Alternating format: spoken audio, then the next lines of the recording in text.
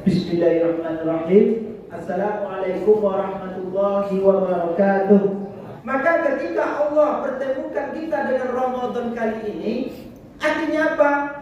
Allah menyuruh kita berpuasa. Apa tujuan Allah menyuruh kita berpuasa dan apa dampaknya bagi kita? Maka Allah telah menjawab dalam Al-Quran, Ya ayyuhalladzina amanu kutiba alaikumusiyam kama kutiba alal ladzina min qablikum la'allakum tattaqun. Itulah makna dari puasa yang kita lakukan itu. Menjadikan kita insan-insan yang bertakwa, menjadikan kita insan-insan yang selalu takut kepada Allah. Maka untuk mencapai takwa dalam bulan Ramadan ini, maka wajib kita mengambil hikmah dari puasa yang kita lakukan ini. Minimal ada 5 hikmah yang akan kita petik dalam Ramadan kali ini. Barulah kita menjadi orang-orang yang bertakwa sekeluarnya kita dari bulan Ramadan ini. Pertama, kata Rasulullah, puasa ini mengajarkan kita merasakan langsung apa yang dirasakan oleh orang lain, apa yang dirasakan oleh orang miskin. Sebab kata Rasulullah, sebanyak apapun ibadah kita, sekalipun kita ahli ibadah, ketika kita tidak bisa menolong orang lain, tidak peduli kepada orang lain, acuh tak acuh kita dengan kesusahan orang lain, la yu'minu ahadukum hatta yuhibbu li akhi. Tidaklah diterima puasa seorang, tidaklah beriman seseorang itu ketika mereka tidak bisa mencintai saudara-saudaranya seperti dia mencintai diri sendiri. Lalu yang kedua, kata Rasulullah, hikmah yang kedua, puasa menjadikan kita konsisten dengan waktu, lebih menghargai waktu. Karena kata Rasulullah, penyakit yang paling banyak di umatku di akhir zaman nanti, satu di antaranya adalah ketika mereka lalai dalam waktu. Sampai-sampai Allah bersumpah dalam satu surat, wal as innal insana lafi khusr, bahwasanya demi masa, demi waktu, bahwasanya manusia ini adalah dalam keadaan merugi. Lalu di mana letak meruginya? Kalau kita lihat secara kasat mata, dari waktu ke waktu, dari zaman ke zaman, manusia ini makin hari makin canggih. Dulu dia jalan kaki, sekarang dia dah pakai mobil, dah pakai kendaraan. Dulu pakai penerangan lampu minyak tanah, sekarang pakai listrik. Tak kenal kita, tak siang tak malam. Dulu berkirim surat kepada kaum kerabat kita yang jauh di sana, di rantau, kadang habis berminggu-minggu bahkan berbulan-bulan. Sekarang sudah ada HP. Dimanapun saudara kita berada, sekelip mata bisa kita tahu. Semakin canggihnya manusia sekarang ini, begitulah. Tapi Allah tetap bersumpah sampai hari kiamat bahwasanya manusia ini dalam keadaan merugi. Lalu di mana letak meruginya? Apa ukuran merugi di mata Allah Ta'ala? Ketika kita lalai dalam waktu. Allah berikan nikmat sehat, nikmat hidup, nikmat kesempatan. Habis waktu di dunia ini hanya diborong oleh dunia semata. Ibadah kita tak ada, tak kita isi dengan nilai-nilai ibadah. Ketika Allah berikan kita kesempatan sehat, kesempatan hidup, kita tidak jadikan dia ibadah. Malas kita ke masjid, malas kita ke surau, malas kita beribadah puasa selanjutnya.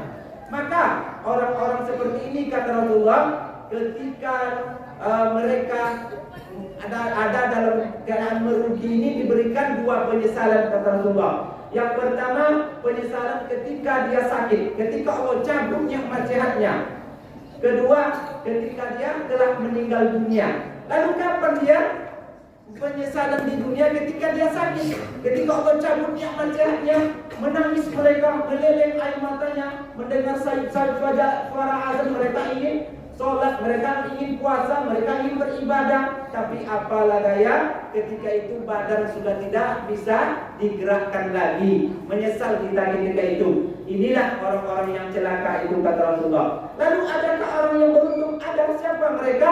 Illal ladzina amanu wa amilus sholihat wa tawassaw bil haqq wa tawassaw bis sabr. Orang yang pandai mempergunakan waktu. Ketika Allah berikan dia waktu sehat, kesempatan, maka dia rajin ke masjid, rajin ke surau, rajin puasa, rajin beribadah. Sakit dia suatu hari nanti, apa kata Allah kepada malaikat? Wahai malaikatku, catat si bulan ini sedang beribadah kepadaku, dia sedang sholat, dia sedang berjamaah, dia sedang berpuasa. Lalu apa kata malaikat, ya Rob, bukankah dia ini tidak bisa melakukan ibadah lagi? Dia ini tergeletak sakit di rumah, di ruang ICU, terduduk di atas kursi roda. Lalu apa kata Allah?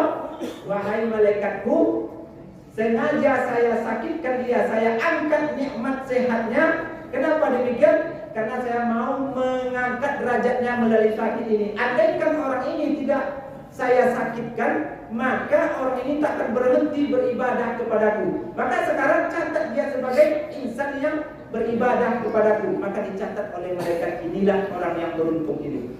Lalu apa hubungannya dengan Ramadan ini?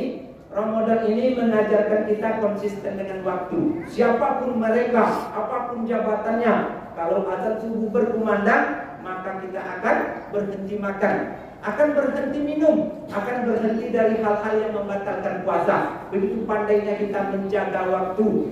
Kita isi waktu-waktu kita dengan nilai-nilai ibadah. Kedua. Lalu yang ketiga, puasa ini melahirkan rasa sabar.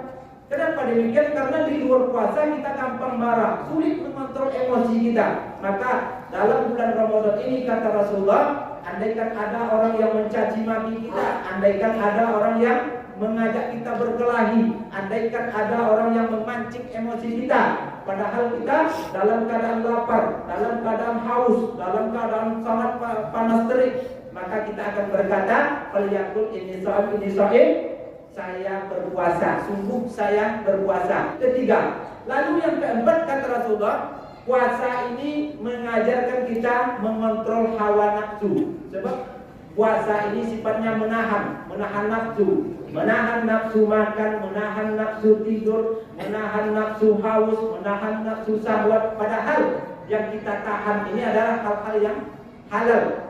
Makanan kita halal, minuman kita halal, istri kita halal. Tapi kenapa kita tidak mau melakukannya?